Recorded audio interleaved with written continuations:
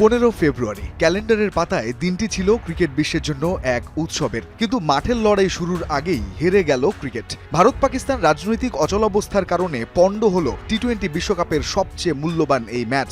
তবে শঙ্কাটা এর চেয়েও বড়। ভূ রাজনীতির কবলে আন্তর্জাতিক ক্রিকেট, লাভবান হচ্ছে কেবল ফ্র্যাঞ্চাইজি লিগগুলো। এমন শিরোনামে দ্য টেলিগ্রাফে সেই শঙ্কার কথাই লিখেছেন senior cricket and feature writer Tim Wigmore. আইসিসির আয়ের সিংহভাগই আসে ভারত পাকিস্তান ম্যাচের সম্প্রচার সত্ত্ব থেকে।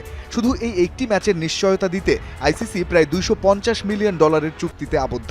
ম্যাচ না হওয়া মানেই ব্রডকাস্টারদের বিপুল লোকসান, যা ভবিষ্যতে আইসিসির তহবিলকে শূন্যের দিকে ঠেলে দেবে। মিস্টার উইগমোর বলছেন, ভারত ও পাকিস্তানের মধ্যকার এই অচলাবস্থা যদি চলতে থাকে, তবে আইসিসির ব্রডকাস্ট চুক্তির সম্ভাব্য ক্ষতি বিগ থ্রি এর বাইরের দেশগুলোকে পঙ্গু করে দিতে পারে।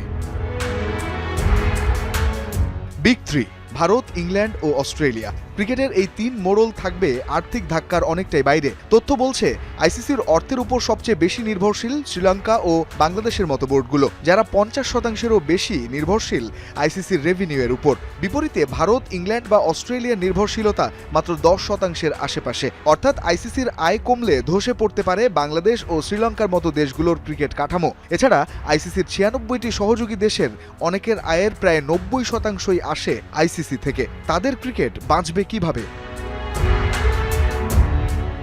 অর্থের অভাবে দেশগুলো আর টেস্ট ম্যাচ আয়োজন করতে পারছে না। দক্ষিণ আফ্রিকার মতো দেশগুলোতে গত মৌসুমে তেমন টেস্ট খেলাই হয়নি। খেলোয়াড়রা বেশি পারিশ্রমিকের আশায় জাতীয় দল ছেড়ে ঝুঁকছেন আইপিএল বা বিপিএল এর মতো ফ্র্যাঞ্চাইজি লিগগুলোতে। দেয়ালে পিঠ থেকে যাওয়ায় ইংল্যান্ড তৈরি করেছে দ্য 100, নেপাল তৈরি করেছে এনপিএল, এমনকি আয়ারল্যান্ড, স্কটল্যান্ডও এখন নিজেদের লিগ চালুর অপেক্ষায়। আন্তর্জাতিক ক্রিকেটে যখন বিশৃঙ্খলা তুঙ্গে, তখন ফ্র্যাঞ্চাইজি লিগগুলোই হয়ে উঠছে ব্রডকাস্টারদের জন্য নিরাপদ বিনিয়োগ। রঞ্জন শান্ত, যমুনা স্পোর্টস।